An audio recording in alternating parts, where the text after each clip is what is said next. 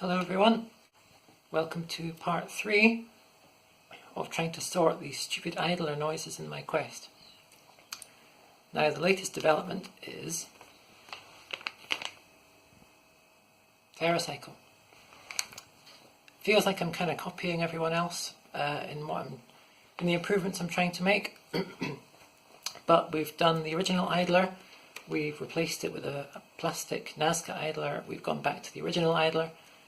So we're going to try this is the TerraCycle Sport model. It's a 14 tooth with the 8mm axle and an aluminium cog inside it.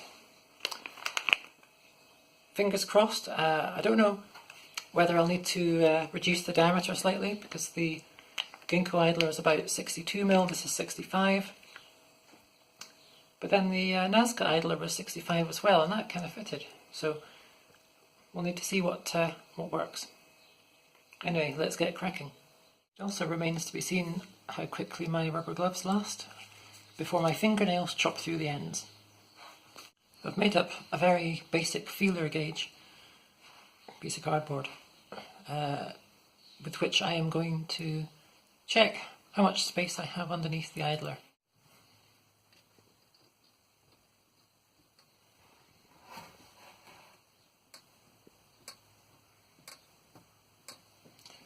The answer is a surprising amount.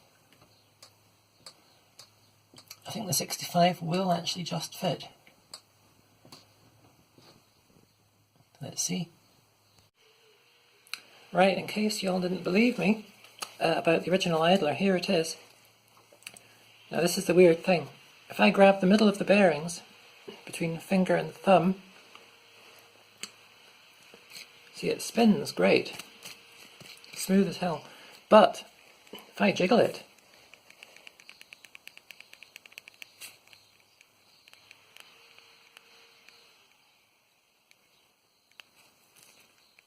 see, I can't tell if that's the middle of the bearing or the bearings moving in the idler. It's the darndest thing.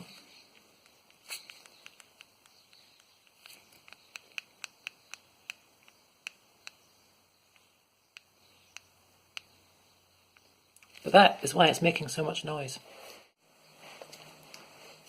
Here's the TerraCycle idler.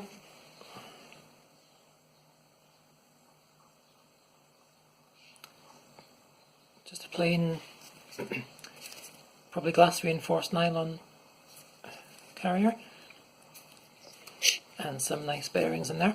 And I have a very shiny TerraCycle idler, one of the fancy ones.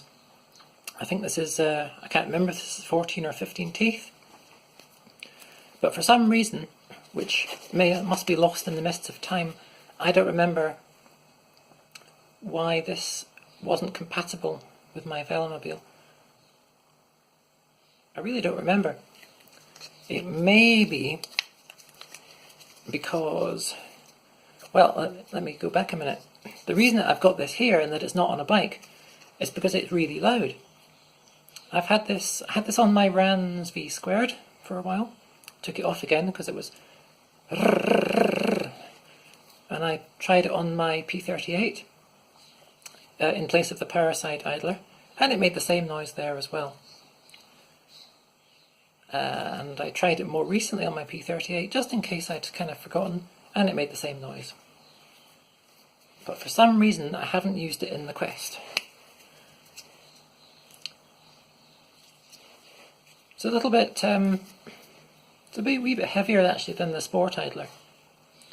What I'm wondering is perhaps whether the TerraCycle idler and the Nazca idler, which are both pretty narrow between the flanges, might be different from the Sport idler, which is definitely a little bit wider. There might be something going on with the chain contacting the sides as it rubs. I can look at the inside of the Nazca idler, and to be honest, it looks pretty clean. But we'll whack this new one in and we'll see how it goes. In terms of diameter, the Sport Idler is actually very slightly bigger than the fancy TerraCycle Idler. However, it is exactly within a mil or so the same diameter as the Nazca Idler. So who knows, but let's see what we get. Well, there you go, 65mm Idler, and it goes right in. I had to remove one washer compared with the original Idler to get it to fit, because I guess the width is slightly greater. But let's do the back pedally thing again and we'll see how it sounds.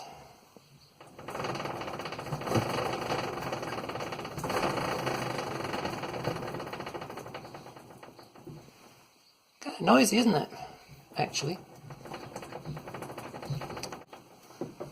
Yeah, I'll have to take a closer look, I think. Goodness knows, there might be other things going on as well.